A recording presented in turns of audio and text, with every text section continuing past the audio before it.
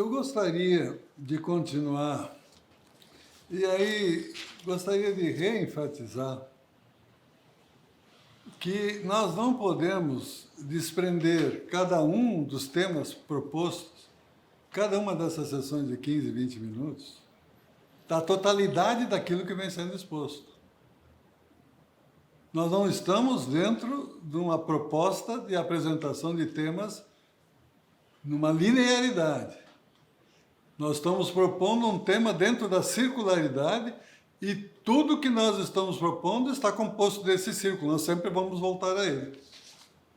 Então, o que nós precisamos reenfatizar é: as coisas com efeito têm dupla existência, uma real sucessiva criação e outra ideal no Espírito de Deus. Quem afirmava isso? Agostinho, um dos primeiros santos da igreja, Santo Agostinho. Do mesmo modo que um artista humano deve preceder a obra que vai produzir, assim Deus, o artista eterno, possui uma ideia prévia de cada criatura em sua arte eterna. Nessa arte eterna, as ideias vivem de uma ideia espiritual. Denomina-se razões, por serem os propósitos ou modelos originais das coisas que irão ser criadas. É claro, irão ser criadas por Deus. O nome de ideias ou formas vem de Platão, mas ao passo que esse lhe atribuía uma existência separada, vinculada às coisas do mundo, Agostinho as faz existir no próprio Deus. E aí ele justifica o Verbo divino como criador das coisas. Agora, vamos para o artista.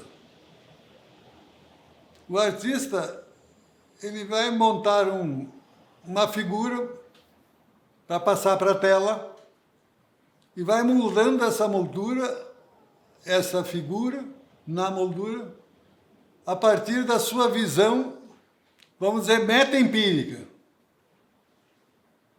E ali, ao final, ele nos apresenta uma obra representativa daquilo, além das coisas, aquilo que ele enxerga além da física, e na medida que ele consegue isso, ele é tido como um grande artista. Mas vamos transpor isso para o nosso sistema de interpretação. Seriam todos os magistrados e todos os aplicadores da lei artistas inspirados por Deus? Ou inspirados por aquela visão de pós-fenomenologia? Essa é a indagação que fica. Cada um vai ter que responder. Se há uma visão que vai além do que é físico, e essa visão é privilegiada em algumas pessoas pelas suas investiduras em cargos públicos, essencialmente, então a ciência volta lá para Protágoras. O mundo é do tamanho daquilo que cada um pensa. Sem metodologia. Porque o artista que desenha um bom quadro, perguntado sobre a metodologia que aplica, ele vai dizer assim: eu enxerguei, eu vi esta figura e representei ela num quadro. Será que a coisa funciona assim? No âmbito da ciência jurídica? Eu gostaria de trazer aqui mais uma leitura de Gilson, que era um grande historiador.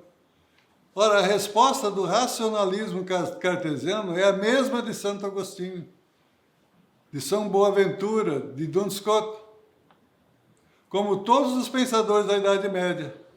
Descartes tem a sua interpretação pessoal da palavra do Salmo. Ela se refere justamente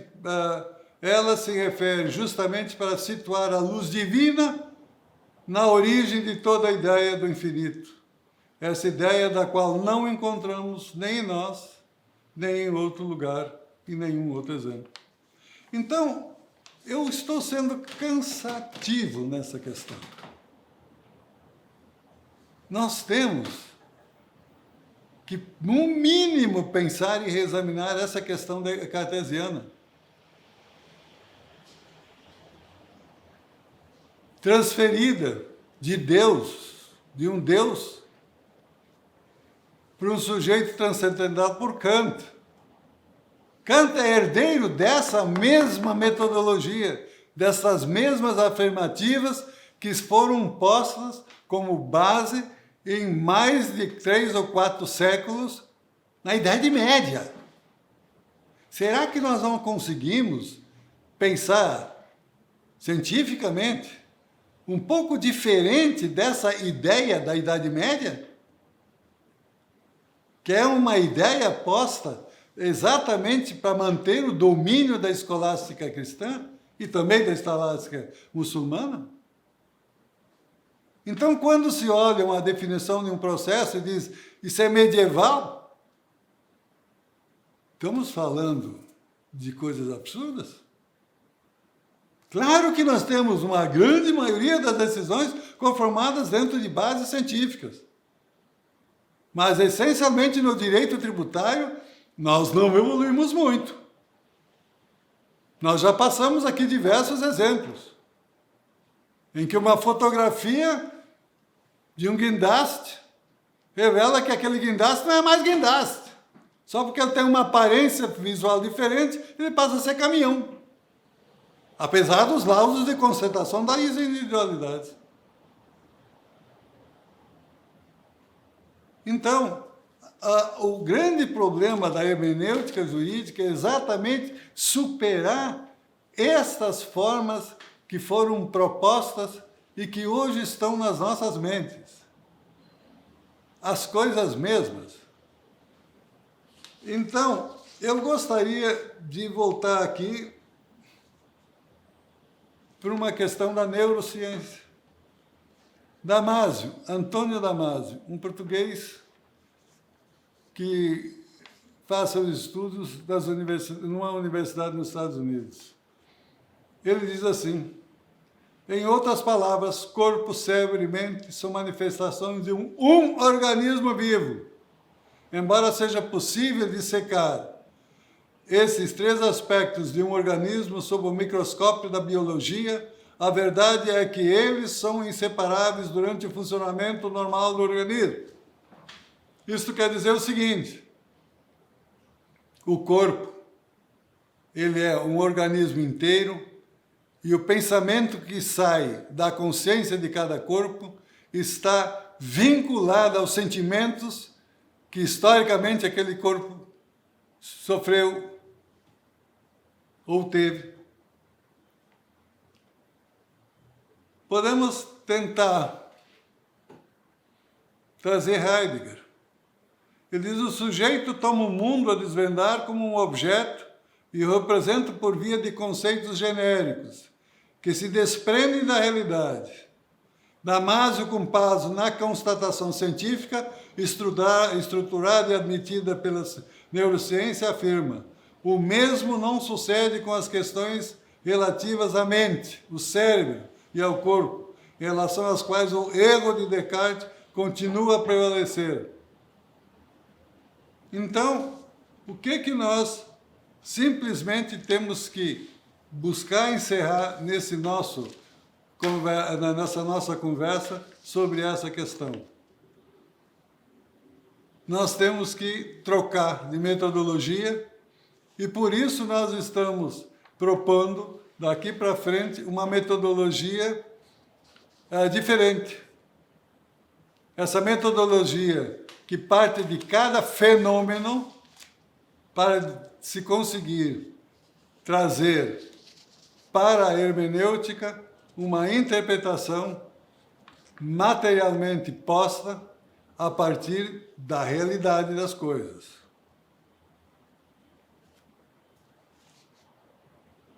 Recordemos, Agostinho discerne duas atitudes cognoscitivas, fundamentando assim a doutrina do ratio superior e inferior, que tão grande influência irá exercer na Idade Média. Voltamos à Idade Média. Há em nós um homem interior. O homem exterior constitui-se de tudo aquilo que temos em comum com os animais, e o interior do que temos propriamente de humano. A vida, as sensações, as imagens, as recordações fazem parte do homem. Isso é Agostinho. Aí nós lemos essa parte exatamente para contrapor aquilo que foi dito por Damásio. Nós vamos, então, seguir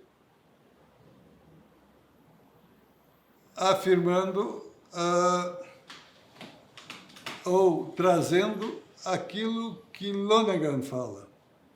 A definição da verdade foi introduzida implicitamente em nossa descrição de noção do ser, quer dizer, da realidade.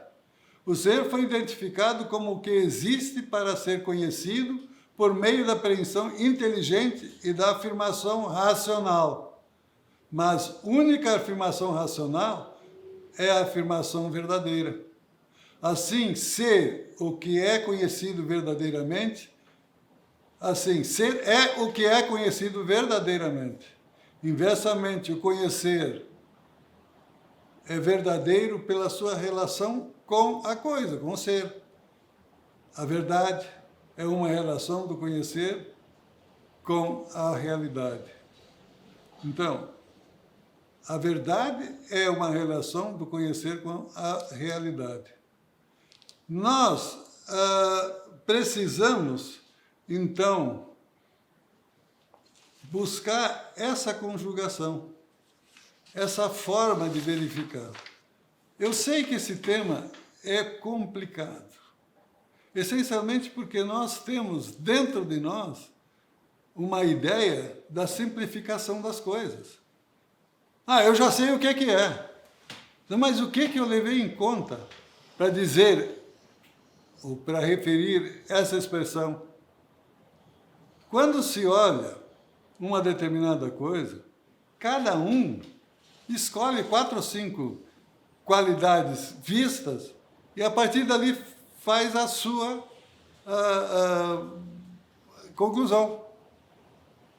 Eu posso ver um elemento, outro posso ver outro, outro posso ver outro, e no fim nós achamos que aquela coisa é aquela coisa que a gente está vendo. Mas, na realidade, quando a gente tem que examinar e traçar um conceito jurídico, nós não podemos examinar uma coisa e dali tirar qualquer conclusão. Porque o conceito é retirado da realidade de uma multiplicidade de situações semelhantes. E que no conceito se tornam iguais. Mas esta igualdade é estruturada na metodologia. E esta é a alma de toda a interpretação, de toda a hermenêutica em qualquer parte. Examinando uma vacina, ela é útil para combater, exemplificativamente, a Covid. Não, mas teve gente que foi vacinado e que teve Covid. Ótimo. Essa certeza vem da ciência? Vem. Eu tenho parâmetros para dizer o seguinte, de 100 vacinados, 30 foram contaminados, mas os outros 70 não. Então, cientificamente, eu tenho que ter um padrão estatístico alto para que eu possa dizer isto é. Mas essa certeza que as teorias nos apresentam a partir da certeza da física e da matemática, que brota lá em Oxford, ela foi contaminada pela ciência. Nós precisamos verificar o seguinte, que hoje não existe mais a certeza absoluta. Existe a certeza feita a partir de estatísticas dizendo, olha, se tem mais de 70% de positividade, eu posso afirmar positividade. Mas se tiver menos, de repente eu não posso. Mas são dados científicos retirados da experiência. Então, quando eu traço um determinado tipo de padrão, esse padrão eu sei que ele não é definitivo, não contém uma certeza absoluta, mas eu tenho que dizer o seguinte, o grande grau de situações singulares cabe nessa afirmativa.